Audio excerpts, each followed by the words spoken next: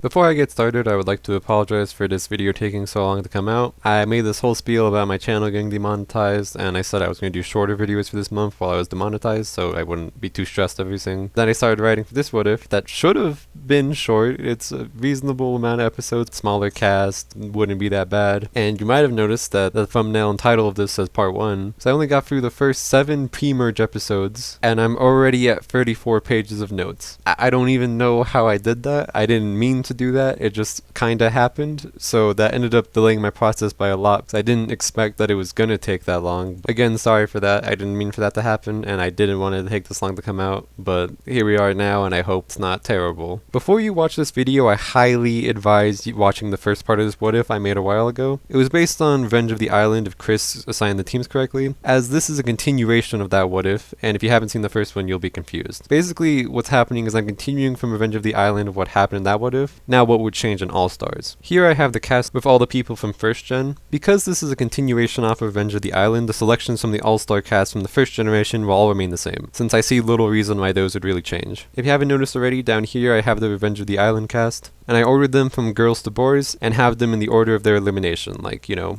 Zoe, Dakota made it far, so they're at the front of the girls, and Brick and Scott made it the furthest of the boys, and they're in the front of them. And looking at the gender divisions made by the cast so far, I can only cast 1 girl and 3 guys for the heroes team, and 2 guys and 1 girl for the villains team. And first I'll start with the villains team, which is pretty easy. Scott and Liming were both very clear male villainous figures from their season, even in the what if, so they easily get spots in this cast because they both also made it pretty far. The 1 girl for the villains is a change though, since Jo got eliminated really early, so she doesn't come close to qualifying as an all-star. And because of her early exit, she didn't really get a chance to establish herself as a villain, so she doesn't really work for the villains team anymore. Anne Marie is a possible option to replace her since she was definitely villainous and is in the top 3 of girls placement rise, but 1, she quitted, which I don't think is an aspect of an all-star like exit, and 2, I think Zoe makes a much better option for a villain. She really got the chance to play up the Commando Zoe villain near the end of the last season, so she could definitely be seen as a villain by Chris, and she definitely qualifies as an all-star being an alternate winner. And now for the heroes. Now for casting the 1 girl, really only Dawn and Dakota work as potential options, and because Dawn got 4th and Dakota was an alternate winner, Dakota easily takes that spot. And because Brick made Final 3 and is one of, if not the biggest heroic character in the show, he easily gets a spot in the cast. Mike also makes the cut in my opinion since he made the cast in the original All-Stars, and the story of him overcoming his DID could be seen as heroic. Also, he's the only other guy who made the merge, so,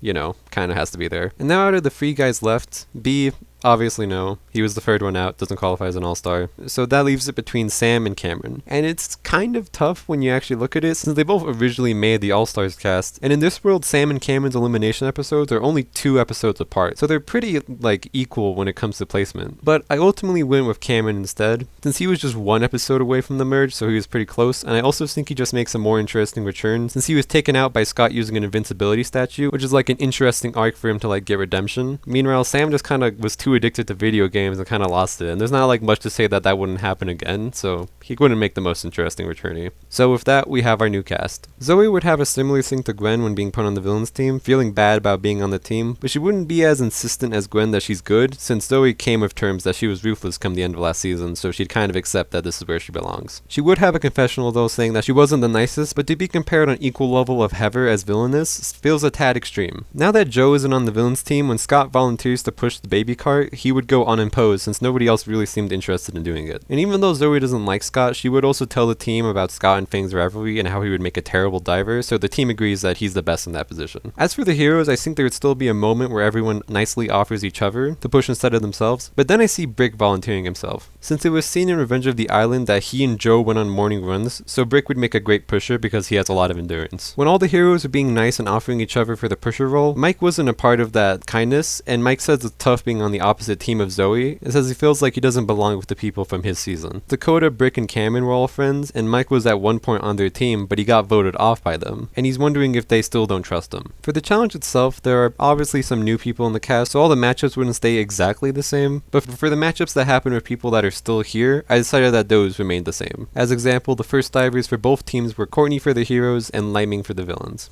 and since they're both here, they can still go. Lightning would still impressively and quickly get his key, giving the villains the early lead. Courtney would get to her key as well with the sharks being distracted by Lightning, and because Lindsay isn't the pusher anymore, Brick would actually just run with the carriage, meaning they aren't that far behind. Now since Brick was the leader on his team in Revenge of the Island, he would also want to be the leader of the Heroes team, especially since they are labeled the Heroes, which is a team name that would fit his leadership, and as he's pushing Courtney, he would tell her that he thinks the team works better with a leader, and Courtney is flattered at first, thinking that he's implying that she should be a leader, before Brick offers himself as leader for the team. Courtney gets offended that he ignored her as an option and sits up in the carriage while talking down to Brick, saying that he's a newbie and he should let her lead because she has more experience in the game. Brick is a lot better when it comes to like being intimidated and stuff, but even in my what if, he was still kind of a wuss, and this direct confrontation would be similar to Joe's effect on him, and it would make him buckle to Courtney. He would argue with her for a while until they got to the spa hotel. But Brick's arguing back would actually make Courtney mad as she leans all the way into his face to threaten him, making Brick gulp and nod when she asks if she can be the leader. Scott turns to them saying they look real nice for heroes before Lightning jumps in the carriage and they continue their lead. Courtney suddenly remembers it's a race and jumps out of the carriage to go try her key on the door. Scott and Lightning would come back first and Duncan would still jump for the villains. Then Brick and Courtney would come shortly after and Sierra would jump for the heroes. The villains would still have a slight lead, but with Brick's better running speed, he would be able to make up some time. Not enough to fully catch up, since I think Sierra probably weighs more than Duncan because she's like taller, she has kind of a bigger frame. So because Brick has to push more weight, then he's just a little bit behind Scott. Brick would probably ask Sierra about Courtney having just been confronted by her, and Sierra would go on an entire rant talking about Courtney, Gwen, and Duncan and all the drama. Meanwhile, the dynamic between Scott and Duncan is a bit unclear, but they are both portrayed as like bad boys in the show, and later in the season bond somewhat, so I imagine they would get along well here. The villains would still have a slight lead coming back as the next divers, Gwen and Mike, get ready. Now a big thing to know with this jump is that now since Zoe is on the other team, she wouldn't be able to kiss Mike and make him stumble off the cliff, because I could definitely see someone like Heather telling Zoe off, saying she can't talk to the enemy team, because Heather is sort of possessive like that. And I could also see Heather offering Zoe an alliance when this happened, since Heather could see that she's a bit out of place on the villains team, it would be easy to recruit. Zoe is a bit hesitant, since she said in Revenge of the Island that she's seen past seasons, so Zoe would know what Heather is like, but still accepts Heather's offer, since she figures Heather is a really good player, and so she could help her out on the villains team. Cameron, seeing the sharks, would realize they could pose quite a threat to Mike, so just as an insurance that Mike will be safe, Cameron rips off Mike's shirt, making Vito come out. Cameron does this since in Revenge of the Island there was a scene where Vito punched Fang on the nose, making very short work of him, so Cameron would believe that Vito would have a much better chance against sharks. Now Cameron never officially found out that Mike had DID in my What If version,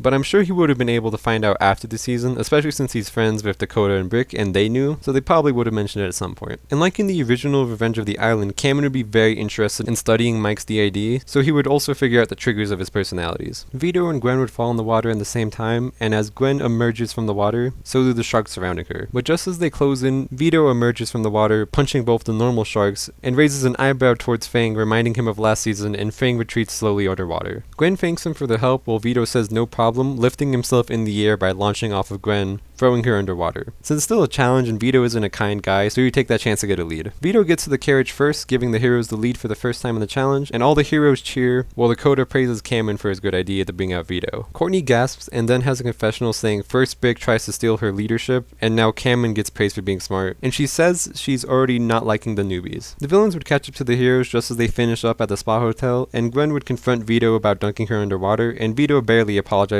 while just saying it's a game and nothing personal. Gwen angrily goes to try her key while complaining to Scott, and Scott says yeah, and he gets it, and she would probably never mess around with a bad boy, unaware that her and Duncan are an item. Gwen realizes what he said and it makes her think. Not anything extreme like her and Duncan aren't good for each other yet, since it's still early, but it does make her ponder. The heroes would make it back first, and now I am at the point where I have to decide who on the heroes team would go next, because Sam isn't here like the original. Now Cameron is an easy no, which I'll get into later, but the short answer here is that he's way too weak and would rather wait. Dakota would be slightly hesitant too, less than her original character in Revenge of the Island, since in my What If Revenge of the Island, she stayed a lot longer and became more willing to do dangerous stuff to win. But Lindsay is very aloof, and I imagine would be fine with going next. I mean, not like fine, but I think more fine than Dakota and Cameron. Now, because there isn't any reason / way I could see Lindsay fending off the sharks, I imagine she would have a similar fate to Sam, which is that she would get attacked by the sharks for a bit, but would be able to escape. Because the sharks never really seemed like they wanted to eat people, Sam being a great example as they gave up on him once they attacked them. So Lindsay would have that happen to her, and while that is happening, Scott and Gwen come back, and Heather dives in and is able to use Lindsay as a distraction to get her key herself and get the villains back in the lead. Once Brick and Lindsay are able to leave, Brick is able to catch up and pass Scott, and Heather gives out to Scott for Brick being able to pass him, and Scott is exhausted as he tries to keep up, but Brick keeps the lead because of his earlier mentioned running training. Brick and Lindsay make it to the Spa Hotel first, but because Lindsay just got attacked by a shark, she needs to be carried to the door to try her key, so she gets carried by Brick. Scott and Heather arrive shortly after, with Heather quickly going to try the key. Scott, out of breath, notices that the hero's baby carriage is unattended, so he stomps on one of the wheels, breaking it. Brick and Lindsay come back, and as Brick tries to push the carriage, he hears a crack as the wheel that Scott stomped on earlier flies off. Scott laughs as it happens, and Brick questions him, asking if he is involved in it. Scott asks whatever does he mean as Heather jumps back in the carriage and the villains regain the lead. As Scott is pushing Heather back, Heather mentions what Scott did, saying she's impressed by him and offers an alliance to him. Scott agrees and says she's got a deal while shaking her hand. Heather has a confessional saying she loves having the newbies here since they are basically free dummies for hire. All she needs to do is get them on her side and she can use them as puppets for the rest of the game. Scott and Heather come back first, and Zoe would jump next, and we never actually saw what she did against the sharks, but given Commando Zoe had an athletic showing, and when she did jump into the hero's carriage in the original, she wasn't scratched up, so it's fair to say that she did fine against the sharks. However, I would still see her having to fight the sharks. Dakota would watch the sharks, being afraid of going next, and Cameron would try comforting her, saying that Zoe looks like she's weakening the sharks, but Dakota just says that she's making them more angry. Cameron says that maybe she just needs a way to make the sharks avoid her while having a eureka moment. Once Brick and Lindsay come back, Dakota confidently jumps into the water, submerging with a key. The sharks surround her for a second before fleeing. Dakota lifts up her other hand to show a magnet, which as shown in the Redonkulous race, scares off sharks. And Cameron, being the genius he is and even has specific knowledge on animals, would have known this and gave Dakota a magnet before she jumped to scare him off. Dakota jumps into the hero's baby carriage as Chris on a jetpack swings by and steals the magnet, saying that the magnet makes the challenge boring, so no more. Because of Dakota's quick way to deal with the sharks, I imagine she only gets to the carriage shortly after Zoe, but Brick is still a bit behind in the woods because of the baby carriage sabotage that Scott did. As Scott is pushing Zoe through the woods, he tells her that he knows she doesn't like him and he really doesn't like her, but they are both part of the newer cast, and right now the villains have a tie with 3 newbie players, Scott, Lightning, and Zoe, 3 older players, Duncan, Gwen, and Heather, and 1 robot, since Alejandro is still in the robot suit, so they would just think he's a robot. So Scott says they should all stick strong as new players to make sure they don't get picked off. Zoe is a bit hesitant since she really hates Scott and just tells him to shut up and focus on the challenge, which makes Scott roll his eyes. Zoe tries her key in the Spa Hotel and it doesn't work, causing them to head back. Brick and Dakota arrive a couple minutes behind, and Dakota tries her key on the door, and this is where things get difficult to predict, because with every other person I've said their key doesn't work because either they were originally here and chose the wrong key, or there was just too much random chance. Now when the challenge first started, there were 12 keys in the water, and because everyone chose a key as they went, that means when it was Dakota's turn there were 3 keys remaining in the water, which means she has a 33% chance of choosing the right key, which is higher odds than everybody else so far, and I'll explain this a bit more later since knowing the actual outcome I feel helps justify my decision here, but I said Dakota's key didn't work and the challenge continued. The villains make it back first, and Heather just storms to the front of the villains asking why the next person hasn't gone yet, and Duncan just points to the robot saying he doesn't think it's waterproof. Heather gets annoyed at him and asks if they are just going to accept defeat in the challenge then. Duncan tells her to calm down and says it's possible that Dakota already found the right key, so sacrificing the robot could be for nothing. Besides, he isn't too worried about the next hero jumping either, while pointing at Cameron, who is visibly scared. And now here's the big question. Does Cameron jump? Given the differences of my what-if version of Cameron, I don't think he does. Because in the original Revenge of the Island, Cameron was a finalist, and even said at the end that he doesn't need his bubble anymore because he's gone through so much. But in my what-if version, he wasn't even at the merge, so I imagine now he's still somewhat scared to do dangerous things and is probably actually still using his bubble all this time. However, I don't think it matters if Cameron would jump or not, since Courtney is on the team. And Courtney is very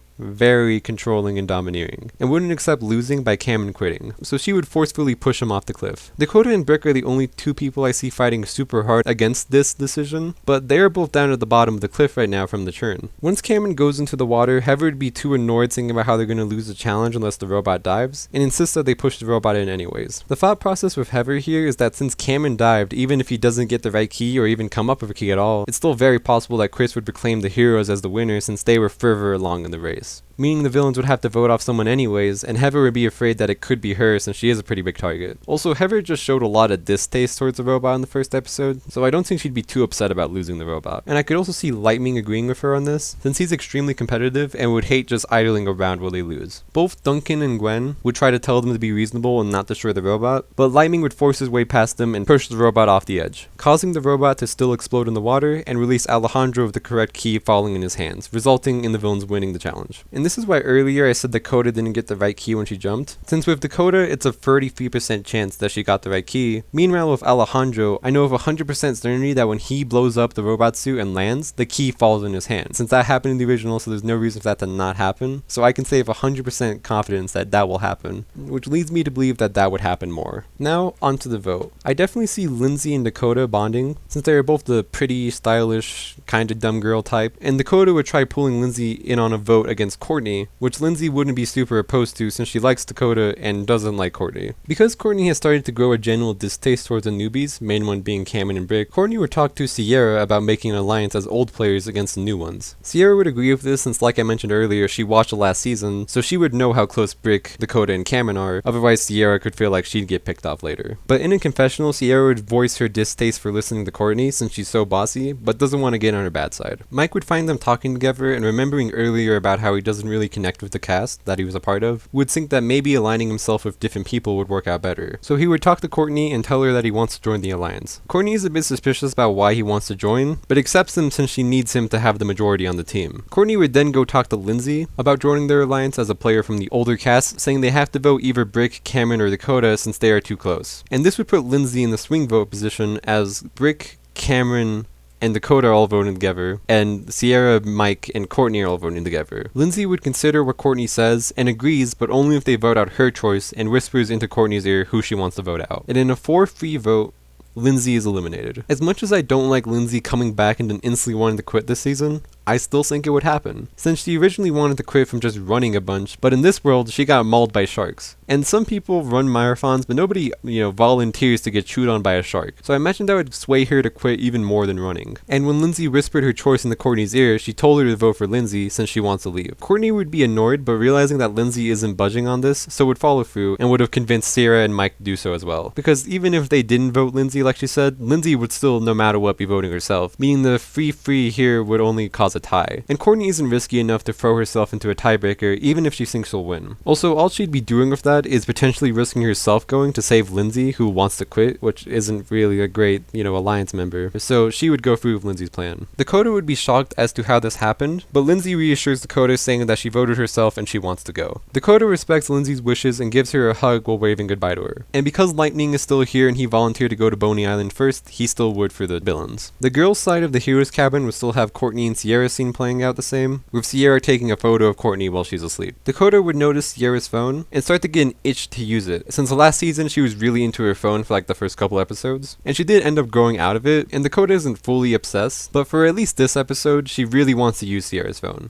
The villains would all celebrate in the spa hotel, and Zoe would be following Heather around, taking notes as Heather requested Zoe to become a somewhat apprentice to her. Zoe would have a confessional explaining the situation, while becoming increasingly more insistent that this means they're friends, but it's actually just Heather abusing Zoe's kindness. For the challenge, the villains would still get the shovels, while the heroes only get their hands. Courtney would still be bossy, and make the plan for all the heroes to divide their area into sections, since that was her plan in the original. Well, it was Zoe's plan, but it was also Courtney's plan, so it doesn't matter, Courtney would still do it. And because she intimidated Brick last episode into being team leader, Brick wouldn't object in any way and even compliment her plan, which makes Courtney call him a suck-up. Since Joe is not here anymore, Heather would just be able to be the team leader without anybody challenging her for that position. But I don't really see people like Gwen, Duncan, Lightning, Scott, and potentially Alejandro listening to her since they don't have to, which basically makes the entire team not her leader. So now instead of the struggle being between Heather and Joe trying to fight to be leader, it would just be Heather trying to fight to be the leader. Heather would be barking commands while Zoe plays Heather's publicist, trying to make a case for everyone to listen to her. Cameron would still find a hat and give it to Mike to become Manitoba. Cameron would also have a confessional after doing this, writing notes and talking about how interesting Mike is since he's like Cameron's personal case study. I figured this interest on Cameron's side happened since in the original Revenge of the Island, Cameron was intrigued by Mike's DID, but since he never got a chance to discover it in my What If version, he would like to further pursue it this season. In this episode, Alejandro charms Gwen when she tripped in front of him. Now the thing is that next episode, Heather, Joe, and Alejandro all suck up to Gwen because they figure that Gwen and Duncan come as a pair, and if you get Gwen's vote, you also get Duncan's. But it brings into question if this was Alejandro's plan, or if he just saw Heather and Joe doing it and piggybacked on the plan. And this is a big thing to answer, since this means that Alejandro could form an alliance with Gwen Gwen and Duncan. However, I will ignore this question for now since all Alejandro did in this episode was charm Gwen. So next episode I'll talk about this more when it's actually relevant. Dakota would approach Sierra asking if she can borrow Sierra's phone, which Sierra thinks on for a second, remembering how obsessed Dakota was with her technology last season, and agrees, wanting to do something nice for her. Dakota is a bit shocked at how easy it was to get the phone and thanks Sierra while promising to take good care of it. Dakota has a confessional as she reads off and reacts to many weird obsessive things on Sierra's phone, like her blogs, creepy pictures, etc., but decides that this phone is better than nothing, so she continues using it. Zoe would continue going around campaigning to the villains as why Heather should be the leader, and get to Scott, telling him to accept Heather as his leader. Zoe chuckles at her, teasing her for what she's doing. Zoe gets annoyed, even mentioning that she thought he was good with Heather because of last episode, so why is he giving Zoe a hard time for this? Scott pretends to think about it before mentioning that her traps last season put him in a full body cast and allowed him to get mauled by a giant mutant Sark. Zoe gets aggressive, sarcastically saying like you didn't deserve it. Scott glares at her but backs off, saying fair enough. Zoe asks him again if he'll accept Heather as his leader, and Scott bursts into laughter as he asks Zoe if she really doesn't see how funny this is. Because last season she was overly nice to everyone, being a sucker, but now she's still being a sucker just exclusively to Heather. Zoe gets offended by this and says that isn't true, while Scott tells her that it is, and he's disappointed. Because when Commando Zoe came out last season, Scott thought that she was done taking orders and was finally able to stand up for herself, and even that he rubbed off on her a bit, because he actually says that in the original, and was proud of her finally being able to stand up to herself, but here she is following into her old Zoe cycle again. Zoe realizes that Scott is right and even thanks him, saying he's a sort of nice guy while smiling at him. Scott gets uncomfortable at Zoe's kindness and says no problem while trying to push her away, and even tells her to stop smiling. Dakota keeps using the phone during the challenge and gasps while she's scrolling as she is able to get the full scoop on the Courtney and Gwen situation, and she's able to realize this is why Courtney has been such a grouch. Dakota would approach Courtney about the breakup and saying she's here for Courtney if she needs someone to talk to. Now how Courtney reacts to this is kind of questionable, because even though she is a rage-fueled beast in action and world tour, she never really had someone try to actually help her and talk about everything. Also, in the first episodes of All Stars, Courtney appeared to be mostly over Duncan, saying she knew it had to eventually end, so it's also a question of would Courtney even still care? Now I do think Courtney is over Duncan when she says this, since we never see Courtney going out of her way to interact with Duncan this season. In fact, she often does the opposite, trying to avoid him. And I don't know the exact timeline of Total Drama seasons, but we know that there is at least a year between Revenge of the Island and All Stars, since Chris served a year in prison for dumping toxic waste. And the actual season of Revenge of the Island must have taken at least a month or two, so that gives plenty of time between World Tour and All Stars for Courtney to have reasonably moved on from Duncan. In examining Courtney's personality a bit more, I don't think she'd be open to Dakota, since Courtney, as I said, isn't ever seen talking about her emotions to anyone. So that would be a pretty foreign concept for her, especially since Dakota's appeal of like girly talk about how girls should stick up for each other isn't really something that I see Courtney talking about, since she's always like seen being really goal oriented. Maybe if it was someone else trying to talk to Courtney, it's possible. I still think no, but I think Dakota is like the worst person to try and talk to Courtney about this. Not only is her approach one that I don't see Courtney resonating with, but her personality, as I said earlier, is really similar to Lindsay, which is someone that Courtney did not get along with. And Courtney's sentiment about the new players being bad, she also wouldn't really care to listen to Dakota. So yeah, Courtney would tell Dakota off and tell her to stay out of Courtney's business. This is around the time when Scott tries to sabotage the heroes by hiding one of their pieces on the villain side, so that would still happen and Manitoba would still stop him, and it would still cause Scott to accidentally hit Mike in the head with a shovel, causing Mike to lose control of his personalities and for Mal to start to take control again. Heather would try to boss Zoe around again, but Zoe says no to her as she speaks out against Heather, occasionally looking over to Scott to make sure she's saying the right thing. They both get into a full-on argument as Gwen and Scott look on in amusement, but the fight would be stopped when Lightning miscounts the number of pieces and tells everyone that they have all the pieces. This makes the rest of the team continue in the challenge as Heather leans in close to Zoe, saying this isn't over, and Zoe responds saying I know. And from here the rest of the challenge plays out the same. I did consider for a second if the heroes would win the challenge before the villains could figure out Lightning miscounted, because they don't find out that Lightning miscounted until the structure recollapses, which only has enough time to happen in the original because Sam didn't find his last piece in his section. However, given that Dakota has been messing with Sierra's phone most of the challenge, I'd think she would have taken Sam's spot, just not doing very well and not finding that final piece. But it wouldn't be enough for the villains to win, because even after they find the last piece, they have to rebuild the entire structure because Lightning destroyed the structure once they built it the first time. So the heroes would still win and the villains would still go to the elimination ceremony knowing that Lightning caused them the challenge. But before we do that, Chris asks the heroes to send someone to Boney Island right then and there. And because Sam isn't here to offer himself anymore, I had to consider who would volunteer instead. I don't think Dakota would, because she would really like to go to the spa hotel, and the only person I could actually see judging Dakota for almost causing them the challenge is Courtney. But everyone else is either her friends, Cameron Brick, or just not that aggressive about it. So Dakota wouldn't be pressured enough to do it. And Sierra is someone I really see wanting to go, since she is a massive super fan. She would think it's cool to go to a first season relic. so she would volunteer for Boney Island. Back onto the vote, right off the bat, I see Zoe voting for Heather, and Heather voting for Zoe. The only other target is Lightning, and they would both be more mad at each other than they would be at Lightning, so they vote each other. Gwen could lean with Zoe on this Heather vote, but in World Tour they actually work together, with Heather voting with Gwen in her boot episode to help her out. So even though they aren't best friends, Gwen is a little thankful for that, and in this episode alone had like 3 separate confessionals talking about how annoyed she was with Lightning, so she would vote for Lightning. And then I also see Duncan joining in on that vote. Lightning would join Heather's vote against Zoe, since in my what if of Revenge of the Island, Zoe was the one who eliminated Lightning with her sole vote at the final 6, and Lightning being super competitive would still be mad at Zoe for that. Scott and Alejandro are both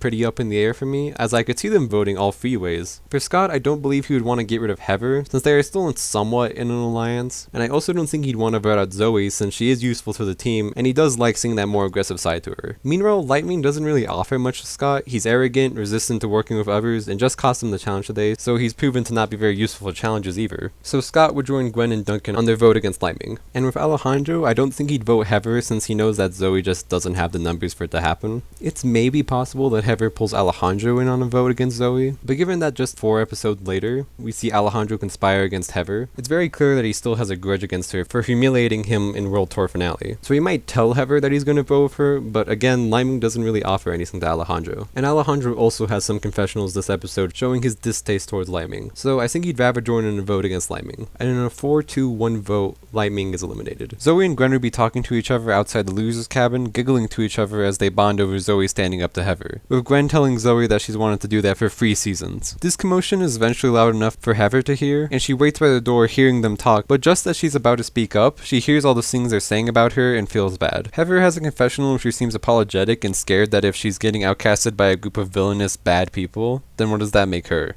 I figured that Heather starts to think this way since there were points in the series where Heather got sentimental saying that she never wanted to be the bad guy. The main one that comes to mind is the Island special where she confides in Harold about not being popular and feeling bad about being mean all the time. And more recently in the World Tour finale when Cody called her the good guy, she got happy to not be viewed as a bad person. So Heather would start to feel a bit bad about what she's done. Dakota would continue trying to get Courtney to open up since Dakota is someone who I imagine would be good in this particular area since she seems like someone who, before she met Sam, went through a lot of breakups. And as a way to pay back Sam for helping Dakota become a better person in Revenge of the Island, Dakota would like to try and pay it back to Courtney. Courtney would again be annoyed saying she's fine, which would make Dakota slightly upset, thinking this isn't gonna work, but sticks with it knowing that it must have not been easy for Sam to help her out all the time, so Dakota isn't giving up on Courtney that easily. Mal would still come out while Mike is sleeping, but now that Sam isn't here, he wouldn't be able to break Sam's Game Boy. But with Sierra at Boney Island and having to leave abruptly after the challenge, I think she would have left her phone with Dakota, so Mal would go into the girls' sides of the spa hotel and break Sierra's phone. This also makes Mal breaking it make more sense, since in the original there wasn't a reason why he broke Sam's Game Boy other than Mal is a bad man. But Mal knows that Dakota is in the other alliance against Mike, so breaking Sierra's phone would paint Dakota in a bad light and potentially turn her allies against her, or at the very least make Sierra really mad at Dakota. Now originally Heather approaches Gwen being nice and saying that she's sorry for what she did yesterday, and agrees about being a team. But in a confessional, Heather says that she only did this to get Gwen's vote, but this is a weird case where like, the original of All-Stars, that is what Heather did, and I usually try to follow what the original did to decide what things would happen. But this is a case where it actually makes more sense for me to go against the original, since Heather trying to butt up with Gwen after 3 seasons of them being rivals makes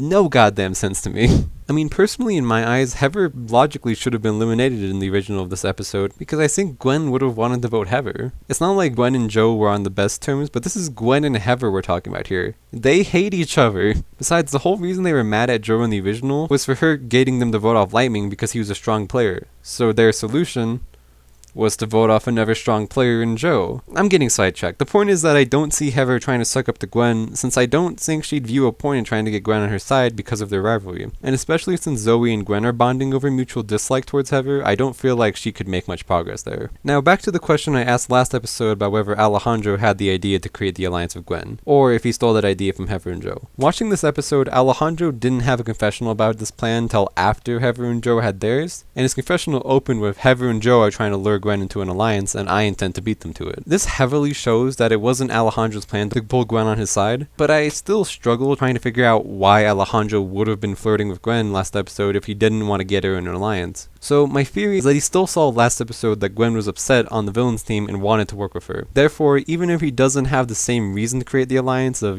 he works with Gwen, then he also gets Duncan, maybe, it's possible he doesn't see that, but he would still try to get on her good side. The teams arrive at the location where Chris explains the challenge, and Sierra would be brought back. Sierra would approach Dakota, asking if she can have her phone back now. Dakota gets wide-eyed, saying for sure, but Dakota left it back at the spa hotel so she can get it later. Dakota then has a confessional of Sierra's broken phone in her hand, saying she doesn't know how it happened and feels terrible about it. For the beginning part of the challenge, where the teams race to get to the crates, there are a couple things to note. First off is that an injured Sam doesn't have to be carried for the heroes anymore, so they would save time traveling. But now that Zoe isn't on their team, they wouldn't be able to have Zoe climb up a tree to get an idea of where to go, because they had to do that originally where Zoe climbed up a tree so they could get high ground, but I don't see anybody here being able to do that. I considered maybe Mike or Sierra, but Mike loses control of his personalities this episode, so he wouldn't be able to use Svetlana, and I don't think he's the best at climbing trees naturally, or at least not very quick, so it wouldn't be useful for him to do it because he'd waste a lot of time. And Sierra was the one originally who asked if they knew where they were going without climbing a tree herself, showing that she wasn't thinking of that plan. The villains, it was originally Gwen's plan to take a shortcut, but now that Heather isn't trying to get in her good side and would still be trying to be the leader of the team, she would disagree with Heather and insist that they take the same route the heroes did, since they could catch up. However, none of the team would agree with her, since taking the same route as the heroes would only result in the team coming behind, and because Alejandro is sucking up to Gwen, he would dismiss Heather and say that Gwen's plan is good. This would especially get under Heather's skin, as she obviously likes Alejandro and thought she had some sort of grip on him of control, and to hear him side against her would again spark the feelings that she had earlier that no one on the villains team like her. This means that the villains would still get to the crates first using Gwen's shortcut. Because Sam isn't here to hide in the cave now, all the heroes would be out on attack, since Cameron and Sierra were the ones who said they have a chance with slingshots if they remain stealthy and strike first, so there isn't much reason for anyone to stay behind. I imagine that since Courtney is still in charge of the group, she would have insisted that they go off in pairs, saying that it matches up with what Cameron and Sierra said about being stealthy, but the truth is that Courtney just didn't want to risk getting shot, so she figured if she puts everyone off into pairs, then she could avoid having to do work in the challenge, and potentially getting shot by leeches. The first pair would be Cameron and Sierra, since Courtney notices them taking a liking to each other, and so she thinks maybe it's possible that Sierra could pull Cameron onto their side of the alliance. The second pair would be Mike and Brick, because Courtney knows they aren't on the best terms right now, so she isn't worried about Brick being able to pull Mike over. Also, the point of the plan was to make the other pairs win the challenge, so Courtney wouldn't have to do work, and she would figure that Brick and Mike are a pretty strong pair, since they're both pretty decent challenge-wise. As opposed to if she partnered Dakota with one of them, Dakota would be terrible at this challenge, increasing the odds that the duo would get eliminated, and Courtney would have to help. Leaving the last pair is Dakota and Courtney. Dakota gets excited being paired with Courtney, thinking that she's starting to warm up to Dakota, but Courtney has a confessional immediately afterwards saying that Dakota makes the best meat shield for the challenge. Mike would still struggle taking Svetlana out, and this would cause Cameron to see how upset Mike is, and later tells him that he'll make sure to help Mike figure out why his personalities are hiding. Mike pulls Cameron in for a hug, thanking him, while Cameron tells him he's glad to help. As the villains are pushing the cannon through the woods, Gwen says that pushing the cannon is a waste of time and they should split up. Alejandro insists on going with Gwen, and originally this causes a fight between Joe, Heather, and Alejandro as they're all trying to work her, so they all want to go off of her. But now that only Alejandro is working on Gwen, this fight wouldn't happen. But instead, Duncan would speak up, telling Alejandro that Duncan's gonna go with Gwen. Since Duncan's starting to notice Alejandro's flirting with Gwen, it wouldn't feel comfortable with them going together. And when the original fight of Al, Heather, and Joe happens, Zoe lands a shot on Alejandro, but because Zoe isn't on the heroes team anymore, someone else would be taking that shot, which means it's possible it wouldn't hit Alejandro. So it seems kind of subjective there, so I spinned a random reel to decide between Duncan and Alejandro who gets shot, since they are the two that's distracted with the fight, so obviously whoever's shooting would try to shoot one of them. And the reel landed on Duncan, meaning Duncan gets shot during this encounter now. Once Alejandro got shot originally, the villains all spring into action shooting at Zoe. This also makes Joe shoot the cannon, accidentally hitting Scott. Now Joe isn't here, but earlier Heather showed interest when the villains first saw the cannon, and given that she's felt a little powerless on the team lately, she'd want to be able to shoot the cannon. So she would, and Scott would still be in the way, causing Scott to get eliminated as well. And originally when Scott got shot by Joe, the villains turned back to look at Joe in disappointment, which allowed Heather to also get shot. So now the villains would look back at Heather and someone would get shot again. But I didn't have to leave it to random chance this time, since I was able to actually deduct who would get shot. First thing that helped me figure this out is that Mike is the shooter for this shot, and Mike definitely wouldn't want to shoot Zoe. Even though they're on different teams, Mike would only shoot her if they're in the final two, since he doesn't want to hurt her with leeches. And given that Gwen was there originally and she didn't get shot, I was fairly confident in saying Alejandro would get shot this time.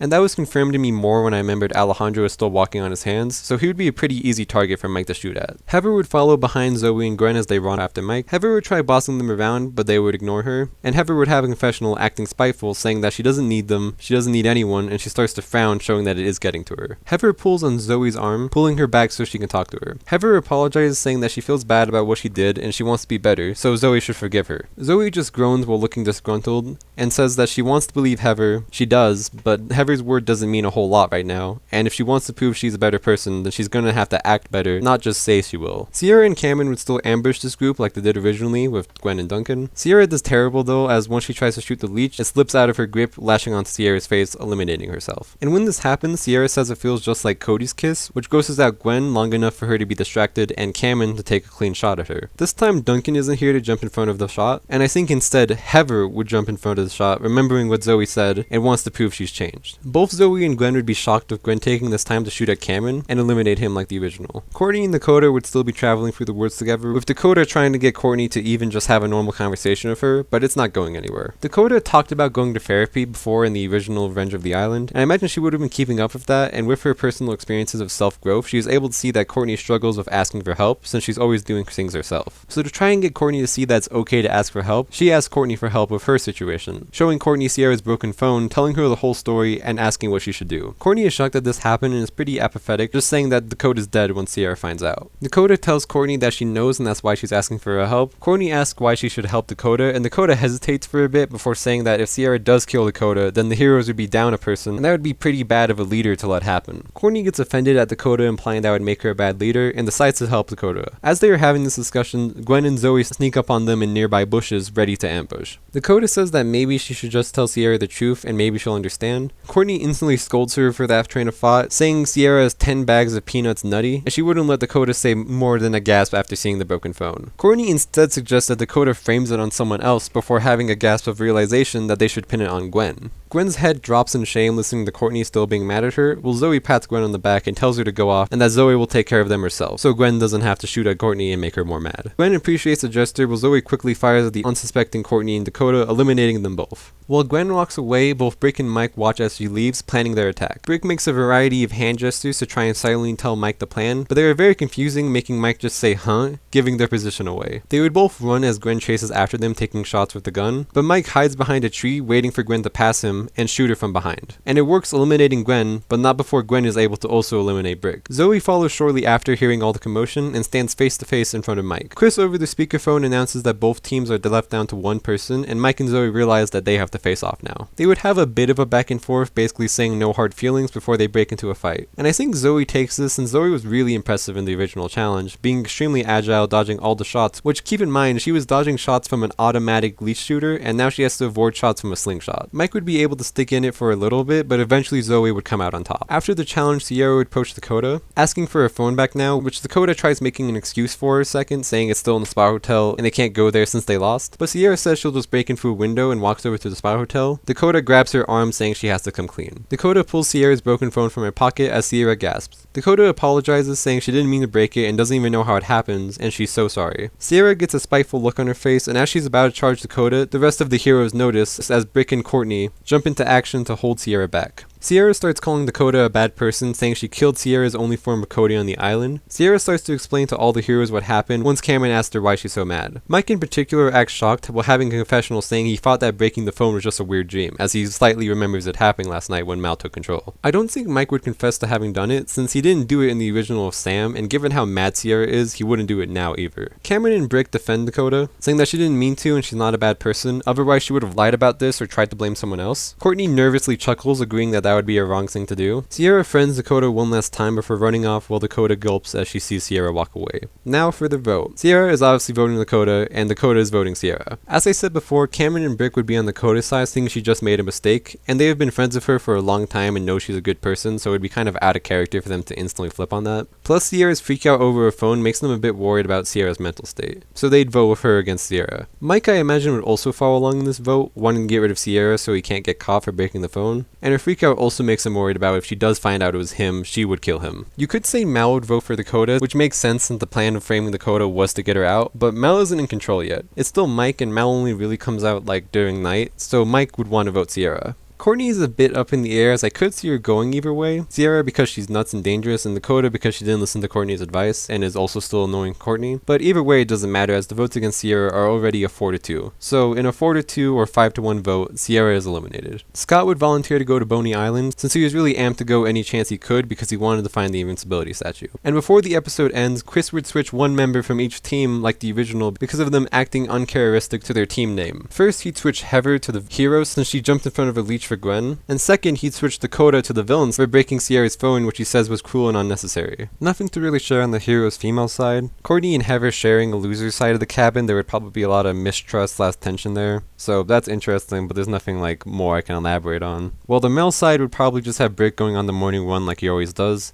and Cameron talking with Mike about him still not being able to access his personalities and Mike being scared. This leads to a scene with Mike being shirtless with a hat while balancing on a unicycle trying to get one of his personalities out. Cameron asks if Mike feels anything, and Mike says no while telling him to hurt himself slightly to bring out Chester. Mike hits his elbow against the bed, which just ends up hurting his elbow and causing him to crash to the ground. Mike loses hope as it feels like they aren't making any progress, as not even one of Mike's characters came out during that. Cameron thinks about it more, and in the original Revenge of the Island, Cameron was able to find out that if Mike sees or hears Zoe in danger, then even if one of his personalities is currently in control, Mike regains control over his body. And Cameron would still know this in this universe, as I imagine he would have watched Revenge of the Island as a show once it came out and studied Mike's condition as he watched. Since again, Revenge of the Island and All Stars has a year difference, so Revenge of the Island came out as a show at that time. So Cameron would reveal this to Mike and say maybe it's possible that he feels stressed about Zoe being on the villains team, thinking that Zoe is struggling over there, so Mike subconsciously won't let any of his personalities take control, so he can always be on watch of Zoe. Therefore, if Mike can get confirmation that Zoe is okay or help her become okay, then maybe he can re-access his personalities. Dakota, I imagine, wouldn't be fitting in super well on the villains team. Gwen in particular, I imagine not really liking her since she seems like a super artificial and glamorous girl, which Gwen isn't big on. Zoe and Dakota are on okay-ish terms, but Zoe is a lot closer to Gwen as they've been bonding even more since they have a lot in common. Alejandra though would be nice to Dakota, seeing as they are both pretty people, and Alejandra would think she's the perfect sheep to lead into an alliance. Duncan watches on as Alejandro talks with Dakota with a glare as remembers what he tried with Gwen and keeps an eye on him. And onto the challenge. Originally Alejandro makes Heather the leader of the villains, but now that Heather isn't there, they obviously can't do that, so now I imagine that Alejandro tried to take charge of the team, but nobody would take him seriously since he's still walking on his hands, making remarks about the grown-ups talking up here while he's down there. Alejandro gets a little annoyed, insisting that he goes first to prove his usefulness to the team. Originally Sierra went first for the heroes, but she isn't here anymore, so I had to figure out who goes first, and I went with Brick, since everyone who's here originally didn't go first initially, Mike and Cameron, and the two in Courtney and Heather for this team definitely wouldn't go, but I do see Brick wanting to go to set an example for the team. Both of them do very well on both the eating part and obstacle course, with Alejandro doing slightly better on the eating and passing Brick during the obstacle course, giving the villains the lead. Scott would go next for the villains, since he was on Boney Island last night so he could use a breakfast, and Cameron originally goes next for the heroes, and I think he still would. They would both do fine like they did originally, with Scott doing better than in the original, since he isn't stuffed with food anymore so he could actually eat a decent amount. Given the rest of the villains, I think Zoe would go next. Dakota wouldn't want to eat all the excess carbs. Duncan was a potential option, but given that Alejandro would have been back from his turn, Duncan wouldn't want to leave Alejandro alone with Gwen. And Mike would volunteer next for the heroes after seeing Zoe go, as he figured this is a good time to talk with her. As Mike and Zoe are eating their pancakes, Mike talks to Zoe asking if she's okay. Zoe says she's stuffing her face with pancakes with the threat of traps hurting her, so 5 out of 10, and questions Mike why he's asking. Mike says that he's been worried about how she's doing on the villains team and wants to make sure she's okay. Zoe gushes for a second, calling him sweet, and tells Mike not to worry, and she's doing great and even making some friends. And the villain's sound goes off, prompting Zoe to move on to the obstacle course. Mike feels good knowing that Zoe is fine and goes through the obstacle course thinking that Svetlana will come out now, but she doesn't, and Mike struggles through the obstacle course continuously, trying to bring out Svetlana. As they're both doing the obstacle course, Dakota would lean over to Courtney to talk to her. Courtney is surprised that Dakota is still trying even though they're on different teams. Dakota says that she's just talking to Courtney to thank her for her advice, but Courtney takes slight offense to this since Dakota didn't actually follow her advice, and tells Dakota this, saying she tried to do it her own way and now she's on a team of villains. Dakota notices that Courtney seems a little upset that Dakota got switched, and calls Courtney out on it for caring, and says that Dakota did what she felt was right, and if that bites her in the butt, then so be it. But it was nice to hear Courtney's opinion, and Dakota tries to gesture that it was good for Dakota to ask for help when she needed it, trying to get Courtney to make the connection that it's okay to ask for help. However, Courtney deflects, just saying it was okay for Dakota to do it, but Courtney would never need anyone else's help, while walking away. Dakota facepalms, having a confessional, asking why Courtney is making it so hard for her. Once Mike finishes through the salad spinner, he would still switch to Mal momentarily to flip the switch, increasing the power for the next person to go for the spinner. I see Gwen going for the villains, as Dakota still wouldn't go, and Duncan would volunteer Gwen himself to make her go, annoying Gwen, since he still doesn't want her to be alone with Alejandro. Both Heather and Courtney would argue a lot about who goes next, but once Heather calls Courtney out on being a leader just so she can be lazy and make everyone else do the work, the rest of the heroes would agree, making Courtney go to prove she's useful. And Courtney would do pretty well, since in World Tour she was shown to have an incredibly strong stomach, and originally Courtney slowed down after green jelly exploded from her pancake, but the green jelly was in the villain's pancake, and now Courtney is eating the hero's one, so she wouldn't encounter the green slime, and she'd eat a considerable amount of the pancakes. Gwen would still get nauseous from the pancakes, allowing Courtney to catch up during the obstacle course, and when she tries to pass Gwen, Gwen would throw up on Courtney and get herself eliminated from the challenge for throwing up. Courtney would be disgusted with the throw up on her, but would continue the challenge, getting kicked into the salad spinner. And since Mal still turned the power up for the spinner, Courtney would still be launched into a tree. Now with Gwen on the sit-up bench away from Alejandro, Duncan would feel more comfortable going, and he'd go next with a bit of a head start over the heroes, as they were able to start early due to Gwen not having to really finish the course. And Heather being the last one not to go has to go for the heroes. They would both do fine making it through the obstacle course and eating an average amount of the pancakes. Next, Dakota would have to go for the villains, and now anyone can go again for the heroes. Heather obviously can't since she just went and isn't tired, and Courtney is still up in the tree. Cameron didn't eat a ton the first time, and Mike was pretty bad at the obstacle course not having Svetlana, leaving Brick to finish the meal. And here's when I actually had to figure out the progress made on both teams, since this is around the time when the pancakes almost get finished. To figure this out, I decided to try and factor what percentage of the pancake each person ate during their turn. Given in the original that it took 6 villains to fully finish the pancakes, I said an average amount for them to eat was 15%. Because if you multiply 15 by 6, you get 90%, and Alejandro definitely ate slightly above average on both his attempts, and Heather ate some before she tapped out to Alejandro, so in my mind that makes up for the extra 10%. On screen now is the percentages I have for everyone that I will briefly explain. Alejandro got 25% since according to the show that showed a pie chart of the villains' progress after Alejandro, Scott, and Gwen went, the villains ate 66%, and it seems to me that Alejandro would have ate the higher percentage out of those three, since Scott and Gwen were both struggling because Scott couldn't eat that much because he was full, and Gwen was nauseous really quickly. Even if I do say that both Scott and Gwen got the average of 15%, that still means that Alejandro would have got 36%, but that seems way too high since Sam eats 50% in the last round and is completely full, so I think 25 is a fair compromise, as it is way above the average but feels like a more reasonable amount. Brick got 18% since I did see him doing well, slightly above average, but not anything super special. Scott got 20% since now that he isn't full, I could imagine him scarfing down since as I said before, he didn't get to eat anything on Boney Island, so he'd be very hungry. Cameron got 10% since he has a much smaller frame that I imagine couldn't hold very much food. Zoe I saw breaking right at the average amount of 15%, and originally I thought Mike would also break average. At points in the episode, pie charts appeared for percentage, and one showed up before Mike's turn and after Mike's turn for the heroes, allowing us to see exactly what percentage Mike ate. And originally Mike ate 25%. Which is a lot more than I thought, since like Cameron, Mike also has a pretty thin body, and he didn't even eat that fast in the show. So to honor the number that he got, I gave him a 20% eaten, since I couldn't rationalize how he got 25%, so I didn't feel comfortable giving him that number, but he somehow did do very well, so I still gave him above the average. And you could also say that Mike lost some of that eating time as he spent some of the time talking to Zoe, which could have lost him that extra 5%. Gwen, pretty self-explanatory, she got nauseous really quickly after eating, but also ate considerably fast, so I put her just below the average. And Courtney, as I said before, is very good at eating food that is gross, and also wanting to spite Heather, who called her lazy, would be able to eat a large amount, which I considered to be 25%. Duncan ate really quickly in the original, so I did view him eating slightly above the average at 18%. And Heather I saw breaking at the average of 15% as she didn't eat slow or struggle too much for the short time she was seen eating, so I'm assuming she would have been fine. Now if you add all those percentages, you'll see that the villains are 91% done with their pancakes, and the heroes are 88% done with their pancakes, meaning that both teams are pretty close. And Dakota and Brick as a face-off would be basically evenly matched when it comes to eating, since Dakota would be bad at eating fast, and Brick would be pretty full from the first time eating. But they could both still finish on their run since they have to eat a pretty small amount of pancakes. But I do see Dakota finishing the pancakes first, since the villains had a considerable lead over the heroes, because when Gwen flew up, Duncan was allowed to immediately start, meanwhile Courtney had to finish the rest of the course before Heather could go, meaning the villains got at least a minute lead from that, and I also think Duncan would be better at the obstacle course than Heather, so they would keep the lead. And because Dakota has less to eat, she would also be able to get to the course with at least a minute head start over Brick. But here's the thing.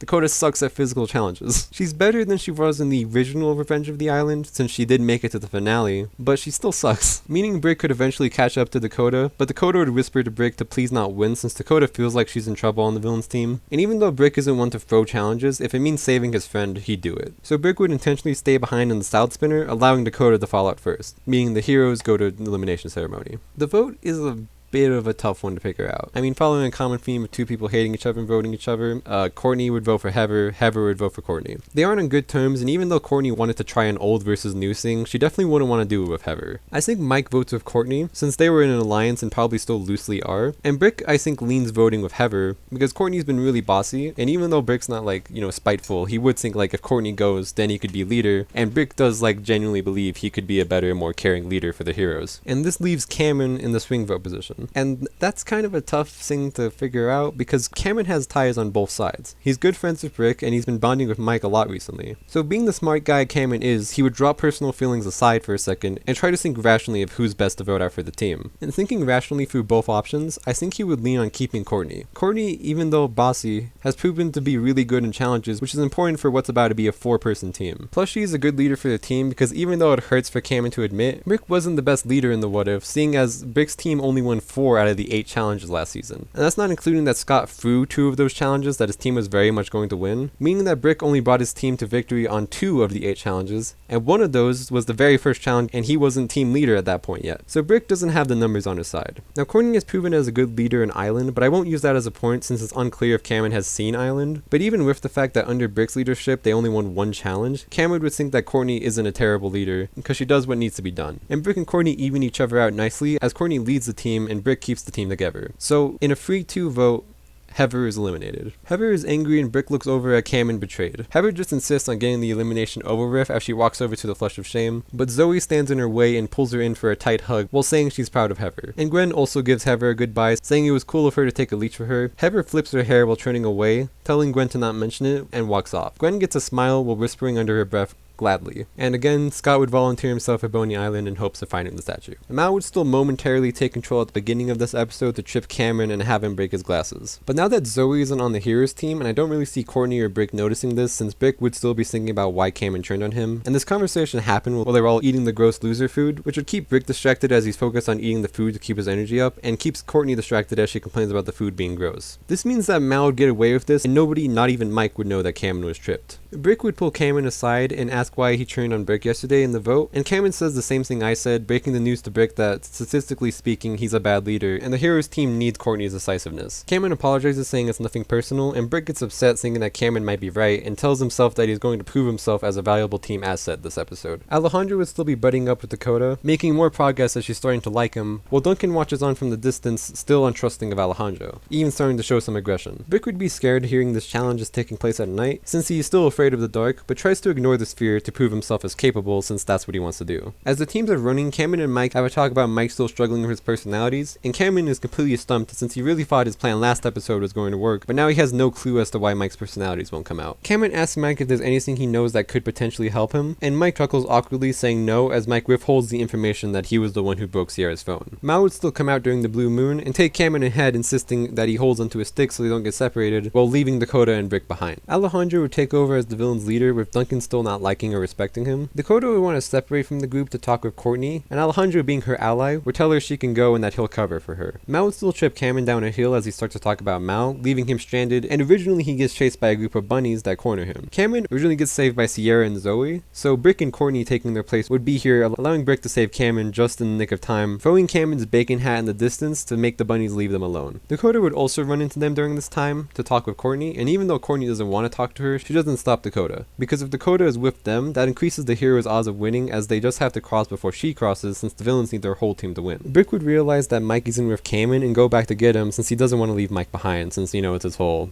don't leave a soldier behind thing. The villains would get to the bridge first, and Gwen would still not want to cross it, thinking it's a trap, and Duncan would agree with her so they both go around. Scott would still go first across the bridge and get to the other side where he accidentally cuts one side of the bridge, making it much harder to cross. Alejandro and Zoe would still cross, and because it was originally Courtney who completely destroyed the bridge and she isn't here anymore, they would just continue on, leaving the bridge passable. Dakota would continue talking with Courtney about asking for help with the breakup, and Courtney is tired of Dakota since he's been trying to help her for a while, and Courtney's continuously said no, and tells Dakota to get a hint that she doesn't want Dakota's help. Dakota remains firm in saying that even if she doesn't want it, she has Dakota's help and she isn't alone during her hard times. Courtney yells "I know," telling Dakota to back off, but Dakota pulls her in for a tight bear hug, not allowing Courtney to leave. And while Courtney tries to pull Dakota off her, she eventually breaks in Dakota's grasp and starts sobbing while hugging Dakota back. Dakota continues hugging Courtney Courtney while patting her on the back saying it's okay. While this is happening, both Duncan and Gwen approach them as they are being chased by a group of rabbits and birds. Cameron, using the same tactic Brick used earlier, throws Courtney's hat, getting the animals to leave Gwen and Duncan alone. Gwen thanks Cameron while they continue running, and Courtney sniffles while backing off, just saying that it's a stupid moon and she's fine, but also thanks to Dakota. Dakota grins at her and tells her that they will talk about this after the challenge, and Courtney grins back at her as well, with Dakota running off with Duncan and Gwen. Brick goes off to find Mike and finds him talking to a bird with his hair down, like Mal originally is when he gets confronted by Duncan. Mal tries distracting Brick by letting go of the bird to throw him off, but Brick throws his meat hat off, distracting the bird while keeping pressure on Mike, saying he's acting weird. Mal tries to insist that he's just plain old Mike, and Brick says that plain old Mike wouldn't have left Cameron behind. Mal tries to cover up for a few more seconds, but accepts that he got caught and reveals himself to Brick, threatening him, saying that he better stay quiet about this or else Mal will ruin his life. Brick nervously backs off while stuttering about him calling himself Mike, and runs off with Mal following after. Brick and Mal eventually catch up to Cameron and Courtney, who are at the bridge, realizing that it's leaning on one side. Mal, as Mike, tells Brick to cross the bridge, and Brick, still being scared, listens immediately, crossing completely safe. Once Brick goes, everyone else feels comfortable crossing the bridge as they continue running. The finish is the same, with Gwen saving Courtney, except this time, because they are on different teams, Courtney would take this time to run past Gwen and cross the finish line. Even though the moon would go, still making Mike confused for a second, Gwen would be heartbroken by Courtney leaving Gwen after she saved her, and would stay behind, not sing about the challenge for a second, allowing Mike to cross first, meaning the villains lose. Duncan would finally confront Alejandro after the challenge, saying he's not going to stay silent about it anymore, and he's noticed Alejandro putting the moves on Gwen, and he remembers what he did in World Tour, and if he plans on doing that with Gwen, he better back off. Alejandro tells Duncan to calm down, and says that he's glad he's noticed anything related to Gwen lately. Duncan asks Alejandro what he means by that, putting his fist up, and Alejandro tells him that he's noticed Duncan's getting jealous of Courtney, because I haven't been mentioning it, but obviously in the original, Gwen and Duncan break up because Duncan keeps mentioning Courtney to Gwen, like, do you think Courtney noticed me? And that still would have been happening. Alejandro tells Duncan that what happened with Courtney happened, and it's clear she's over him, so he needs to stop trying to get her to care because he's acting like an ass to Gwen. Duncan says that's ridiculous and that he's not obsessed with trying to make Courtney care, and Gwen still knows that Duncan likes her. Alejandro says perhaps Gwen still knows, but giving her a reminder that you still care about her doesn't hurt. Duncan is kind of shocked by what Alejandro is saying, as he's getting in his head, making him think that Al is right and he's got to go make things up with Gwen. Alejandro reveals in a confessional that he doesn't really care if Duncan and Gwen get along, but he does figure if they can make up, Duncan would be indebted to him, and then he'd have two alliance members. As for the vote, I don't think it matters, because before anyone could vote, Gwen would volunteer herself for elimination, saying that she only ever came back to make things better with Courtney, but it's clear that she won't be able to do that, so she just wants to leave so that Courtney doesn't have to think about her anymore. Everyone is shocked at Gwen's gesture, with Courtney looking a little sentimental, but before anyone could say anything, Chris reveals the twist that today's voted out player was going to switch teams, so now Gwen is on the same team as Courtney. And Chris even laughs, mentioning the obvious that Gwen tried to help Courtney, but she just made it even harder for her, and continues laughing as Gwen looks at Courtney, who once again is staring daggers at her. Brick volunteers himself for Boney Island since the encounter with Mal today freaked him out, and he would just like to be away from Mike for a bit. Gwen would talk in a confessional saying she feels terrible about this and just wanted to make it easier for Courtney, but now she can't even do that. Gwen would hear a knock on the confessional door and at first be annoyed, but eventually open it up to see it's Duncan. Duncan apologizes for how he's been obsessing over Courtney lately, saying that he was acting stupid by not appreciating what he has, but he's here now to tell her that he loves her and he appreciates her. He then pulls out a picnic basket, saying he stole some food from the spa hotel and wonders if she'll accompany him on a date before she switches to the good side. Gwen, having had a stressful day and also seeing Duncan open up his shell for her, agrees while running off with him. Courtney and Gwen would be together in the female spa hotel room, with Gwen waking up Courtney with breakfast in bed, trying to be nice to her. But Courtney remained cold, saying she's going to go for a walk while exiting the room. Courtney would pass Cameron and Mike, who are eating in the dining hall, grabbing some food as she walks outside to eat on the front step. Gwen follows shortly after, with Mike telling her that Courtney seemed like she wanted to be left alone. Gwen admits that he's probably right and takes a seat at the table. Like the original, she would help Cameron fix his glasses with a twist tie, which Cameron would appreciate. Courtney would be stress eating on the steps of the spa hotel, and Dakota would peek out of the loser's cabin and notice her, resulting in them talking. Dakota would ask what's up, and Courtney would explain the whole situation about Gwen and how Courtney wants to forgive her, but after what happened last time, Courtney just feels like she can't trust her anymore, and that she isn't a good friend. Dakota tells Courtney that she's sure they can make up, as Dakota recalls some of her various stories of her fighting with her friends, and says that if Courtney wants to forgive her, then she should just be a bit more open to Gwen. Not that she has to be best friends with her or anything, but just kinda test the waters to see if she does like her. Dakota also hints towards this being a stressful amount to go through, and that maybe if she gave up some of her responsibilities, then maybe it would be easier. Like, for example, letting Brick be the leader. Courtney gets extremely defensive, saying she can't let that happen, but Dakota flickers her eyelashes while begging Courtney, saying it would mean a lot to him, and she could probably use a break from it considering she's got a lot on her plate. Courtney sighs and says she'll do it, but only because she owes Dakota and doesn't like feeling that way, so this is her way to pay it back. Alejandro is peeking through the male's cabin door, watching the interaction interaction with great interest, as he has a confessional saying Dakota is more adapted to the game than he thought, and honestly he thought she just wasn't a threat and got lucky in her season, but she's proven to have a lot of connections and maybe isn't as loyal to Alejandro as he thought. The teams would meet at the dock and go to Boney Island, and as this happens, Brick cowers behind Chris once he's put in front of the cast while looking directly at Mike. Mike would notice and be extremely confused since he has no recollection of what Mal did. The challenge would happen and teams would decide to split themselves off into smaller groups to explore more of the fun zone. Courtney would instantly pair up with Brick, so she can tell him that he gets to be leader in private. Gwen for a second would ask if she can join them, but Courtney would glare at her and Gwen would go with Mike and Cameron instead. Alejandro, still kind of being the semi-leader on his team, would make the pairs and he'd pair up Duncan with Dakota and Scott with Zoe, while insisting that he can go alone since he thinks he will only slow them down if he went in a group because of him walking in his hands, so he'll just go by himself to look for easier eggs. Alejandro has a confessional where he says he lied and he put himself alone so that he can look for the invincibility statue since Chris mentions it's in the fun zone and Alejandro would like to acquire that extra level of protection. He also chooses the pairings the way they are since he knows those pairings don't exactly get along super well, so Alejandro could be at ease knowing that they won't form any connections while he's off searching for the invincibility statue. Zoe and Scott obviously still don't really get along, and Duncan and Dakota are just very opposite personalities. Zoe and Scott would be traveling together while Scott out of the blue asks if she wants to have an alliance with him. Zoe just says hard pass while walking faster to get away. Zoe catches up to her and tells her that they need each other. The numbers are getting low on their team and everyone else has strong connections. Alejandro has Dakota and Duncan and Dakota have connections on the other team, and all Zoe has is Mike and kind of Gwen, but even then Gwen's like more loyal to other people. Duncan and probably in a vote Courtney because she wants to pay it back to her, so she's not a very useful ally either. Zoe thinks about it for a second and recalling the beach challenge where Scott helped her to stand up to Heather, Zoe figures that he can't be that bad, especially since Scott has been playing the comedic character of this season, so he hasn't been very threatening. So Zoe would agree, but also say if she catches any wind of him churning on her or doing anything evil, she'll break him in half. Scott smiles at her cutthroat attitude and says that's fair as they continue the challenge. Mike and Cameron continue talking during the challenge about Mike's continued struggle of retrieving his personalities as Cameron feels stumped. Gwen just jumping in on the conversation would be confused, asking if she can be brought up to speed. Mike tells her his situation and Gwen asks how long this has been happening, and Mike mentions when Scott hit him in the head with a shovel during the beach challenge.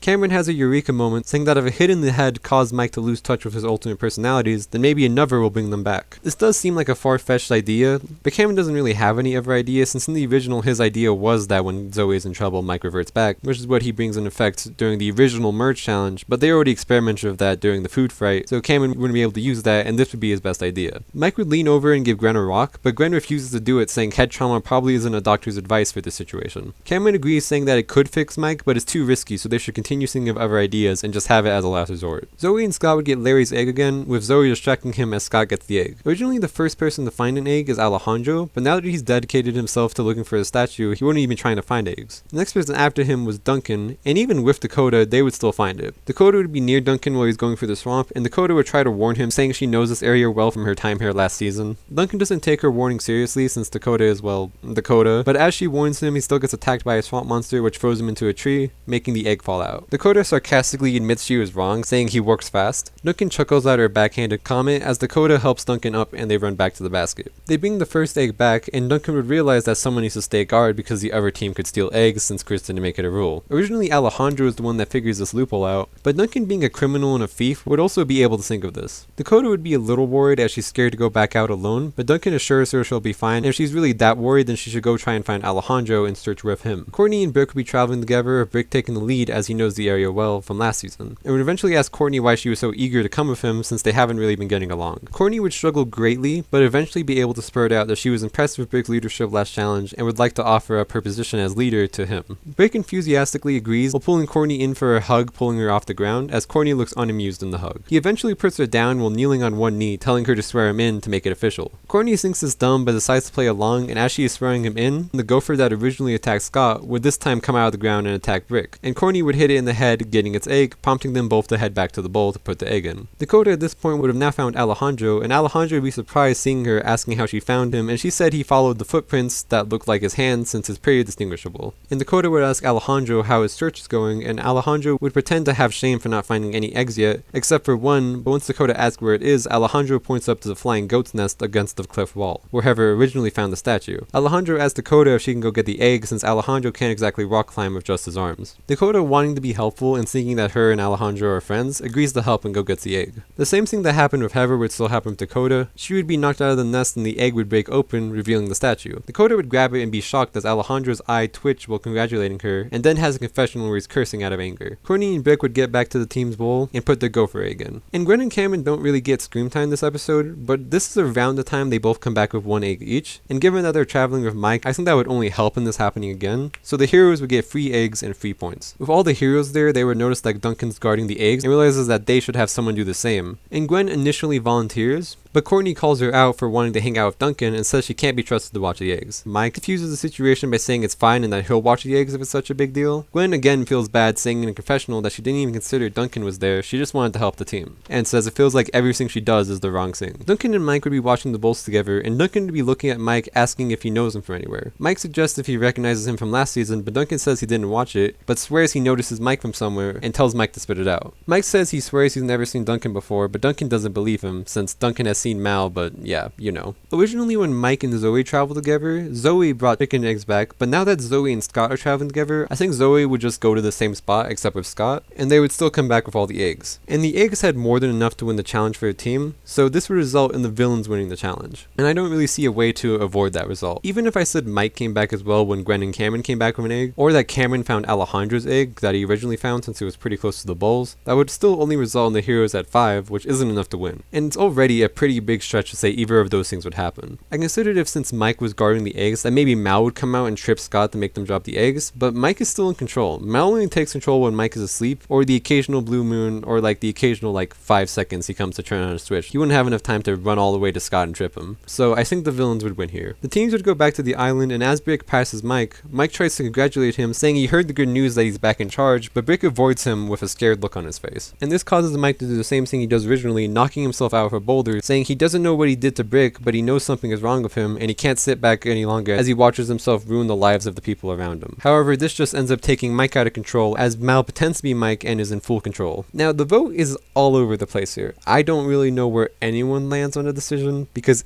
everyone on this team gets along well decently. Also, a thing to note here is that Gwen originally pulled Courtney into a bush before this vote, saying she'll vote with Courtney, but the bulk of that deal she made with Courtney was talking about how she broke up with Duncan and wants to put her friends first now, which obviously isn't true anymore since her and Duncan are still dating, so I just think this wouldn't happen since there's not much Gwen could really say. What should she say, I'm sorry, please forgive me? I don't think that's really as effective as I broke up with Duncan, you matter to me more now, since she has nothing to really prove that. So I just don't think she'd do that. Also, she's been getting on Courtney's nerve all day, so I don't think she'd want to provoke her anymore. The only vote I am 100% confident in is Brick voting for Mike, since he's still scared of him. And Brick would also be trying to convince Cameron and Gwen of this, and Gwen would agree since she isn't sure if Brick is right, but either way Gwen thinks it would be best for Mike to go home, since he can get help with his multiple personalities, leaving talking to an actual doctor, since a high pressure competition show isn't the best place to try and figure that all out. But Cameron has been bonding with Mike all season and wouldn't want to vote him out, so Cameron goes to Mike and tells him what Brick is saying. Mike, Mal, you know what, from now on I'm going to call Mal as Mike for convenience because that's what people see him as, but just know from this point forward, Mal is in control. Mike would act shocked and say that they need to go talk to Courtney and get her vote so that they can save him. They both talk to Courtney together, agree to a vote, saying that they'll vote out Gwen with her since they both know she really wants Gwen gone, and Courtney would agree. But once Courtney walks off, Mike pulls Cameron aside saying that they have another option. Cameron is confused and asks him what he means. Mike would say that they know Gwen and Brick are voting himself and Courtney is voting Gwen, which means if they vote together against Courtney, they can cause a tie. Cameron is shocked that Mike would want to go in a tiebreaker, but Mike insists on acting like he doesn't know who he is still with this whole personality thing, and he should be able to prove he should stay here by beating Courtney. Besides, they both like Gwen, and Mike doesn't want Gwen to go because of his situation. Cameron agrees since he also grew a likeness to Gwen this episode, and has wanted Courtney gone for the last couple of rounds, so he would agree to the plan. But after Cameron turns away, Mal's face grows a wicked smile as his plan is falling into motion. Mal finds Brick by himself, and tries to have a conversation saying that he's noticed Brick acting weird about him, and he just wants to apologize for whatever he did. At first, Brick believes him, but once he grabs Mal's hand to shake on their apology, Mal squeezes his hand tighter, letting his hair fall back in front of his face. Mal blackmails Brick, saying he knows he was plotting against him, but now he's in control full time, so he better vote with Mal tonight or he will regret it. Brick agrees to this, prompting Mal to finally let go of his crushing grip on Brick's hand, and the vote plays out in a 2-1-1-1 vote. Cameron gets eliminated. Cameron is completely shocked at the vote since he thought he was safe, but Chris just tells him to move on to the flush of shame. Gwen and Mike give him a goodbye as Mal acts genuinely upset as Mike, saying that he's sorry he got Cameron roped into all of this and he's a good friend. Cameron takes his elimination and Mal has a confessional ending the episode laughing, saying that now that Mike's therapist is gone, Mal can keep this going even longer and continue playing all these fools like a piano, with a sinister piano note playing to end the episode. There would be a lot of paranoia filling the Heroes team as Gwen and Courtney are very confused on how Cameron went home last night, and Brick is keeping his lips shut about Mal out of fear. Mal would pull Gwen aside, talk to her about Cameron. Gwen asks how he's holding up since he knew that him and Cameron were close. Mal pretends to be sad but says it isn't all terrible while asking Gwen to rip off his shirt. Gwen gives him a very confused look at first, and Mike's realized how he sounded, and he just shows her instead by lifting his shirt up for a second to have Vito come out and then putting his shirt back down to bring Mike back out. Gwen would be happy that Mike would gain control of his personalities, and Mike says he's glad to get them back too, but he still wants to figure out what happened to Cameron. I figure this happens since in the original of All Stars in the obstacle course, it was seen that Mal had control of the personalities, and it seems odd that he never really used them, but now that there's like an actual reason here where like Mal has Mike's memories and he would know that basically everybody knows about Mike's situation since he's been telling everybody about his situation, how he can't access his personalities, Mal would show Gwen to act like, you know, he's better so that we can get people off his back and less suspicious of him. So it actually makes logical sense for him to do it. Mike says he's not 100% on what happened, but he thinks that Brick and Courtney voted him off last night. Gwen asks Mike why he thinks that, and Mike said that Brick was acting weird with him this morning, and he doesn't think that she would have voted for Cameron, which only leaves Courtney.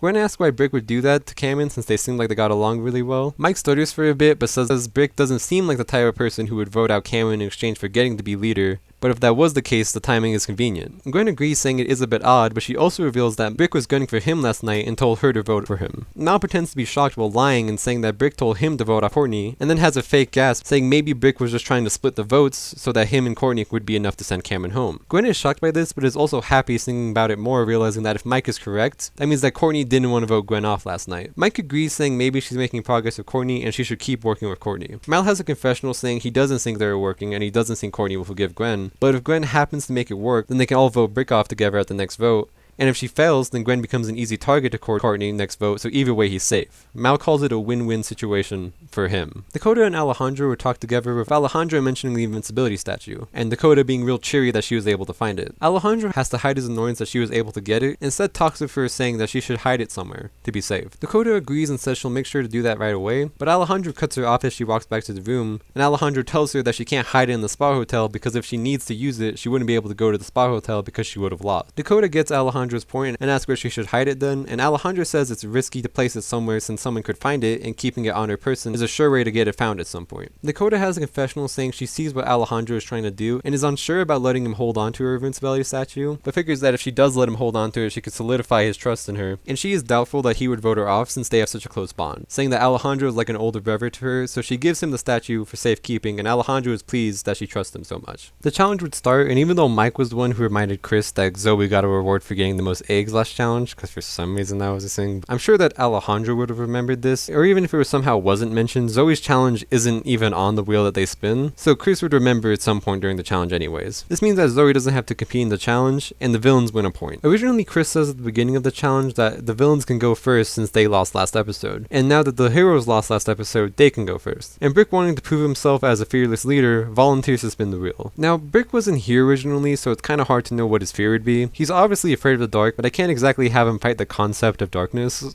But because Brick has been getting blackmailed by Mal, he would have to fight Mike for his spin. Now, obviously Mal is dangerous and would win this fight in a normal setting, but Mal is encouraged to actually throw the fight here, since they only get a point if Brick wins the fight. And even if Mal doesn't see this, which he might not because he's a dumb villain, Courtney would, and would yell at Mike to throw the fight. As much as it would pain Mal, it would blow his cover if he decided to fight Brick, so he would throw the fight, letting Brick land a couple punches and fake fall to the ground. Brick would get a little too cocky, taunting Mal before Mal's eyes shoot open and glare at him as the round ends. Chris would be annoyed since the fight was lackluster, but agrees to give the heroes a point, making it 1-1. Like the original, Scott would volunteer first for the villains, and like the original, he would face Fang and get destroyed. Next for the villains would be Courtney, I guess. It could be Mike, it could be Courtney, because Chris was obviously saving Gwen's fight for last since it has the most drama. So I think Chris would have Courtney go next so that she can have some time after her fight to rest, so that's more interesting between her and Courtney later. You know, like if Courtney fights right after Mike, right before Gwen, and if her fights really hard and she gets messed up, then it's like a weak Courtney fighting a fully healthy Gwen. It's like, that's not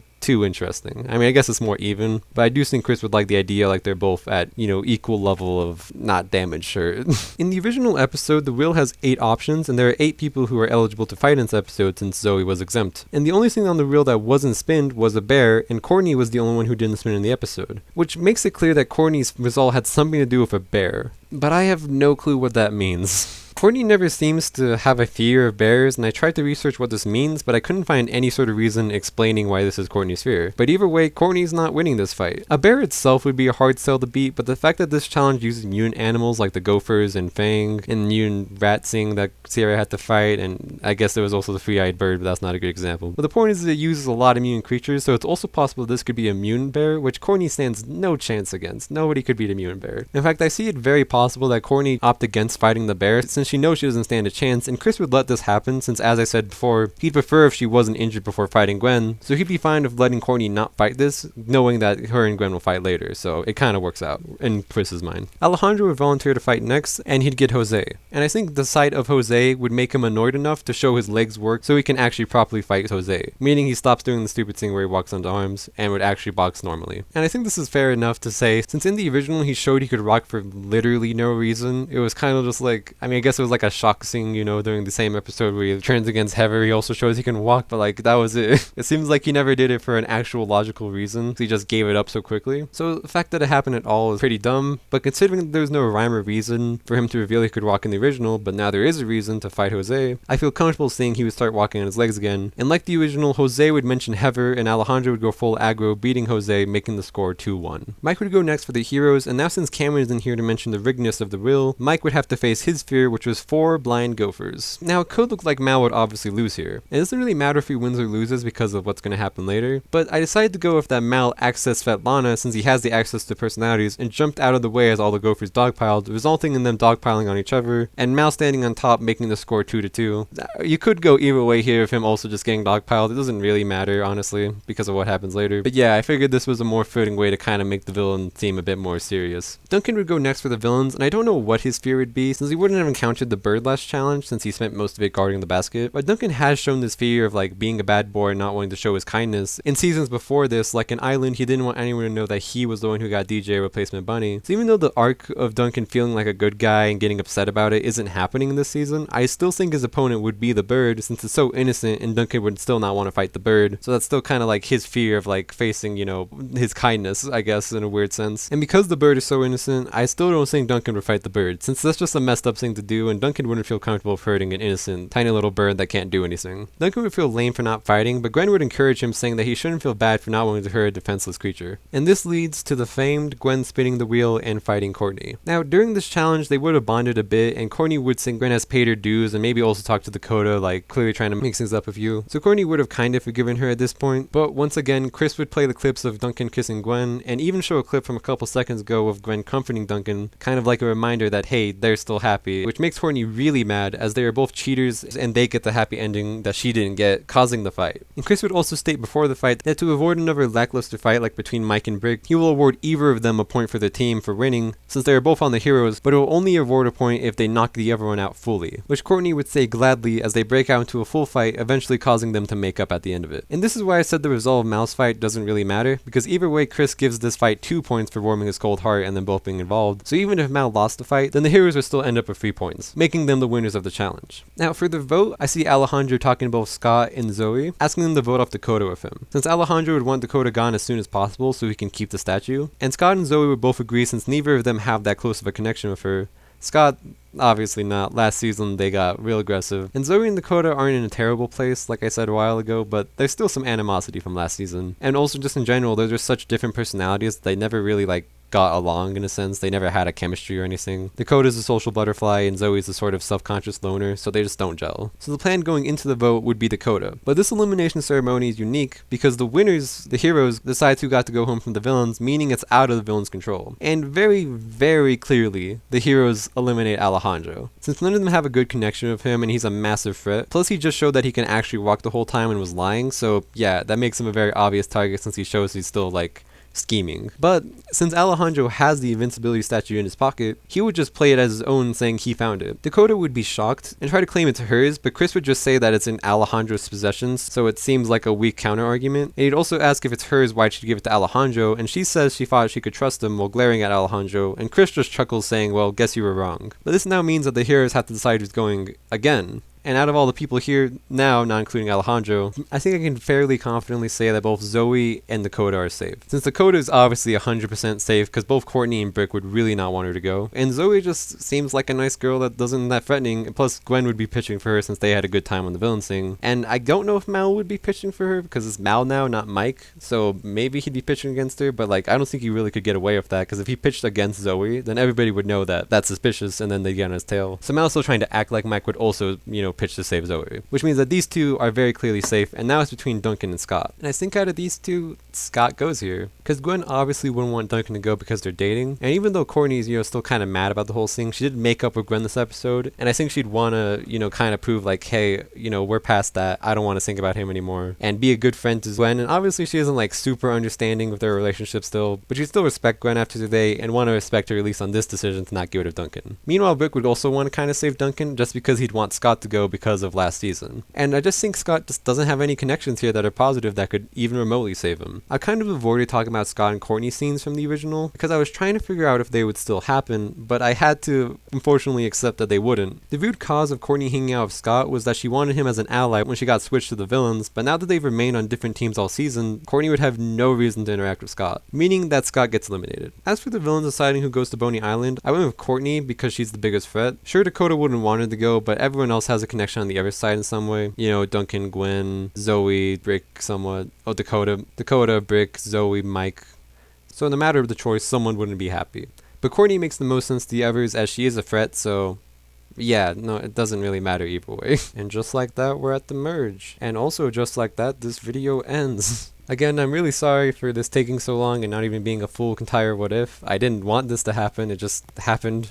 And I'm really sorry about that. However, I am pretty happy with this one, and I obviously don't know the reception yet, but I did really enjoy writing this one, which was a nice, thing to have after what happened. And I promise part 2 won't take as long. I won't let it take this long to come out. I'm sorry, and I'm thankful that you're all being so kind about this through this rough time for my channel. I really do appreciate it when I get comments every day saying that it's okay that I'm taking a break, and it's okay that I'm kind of, slacking a bit, and that everybody just wants me to be happy. So yeah.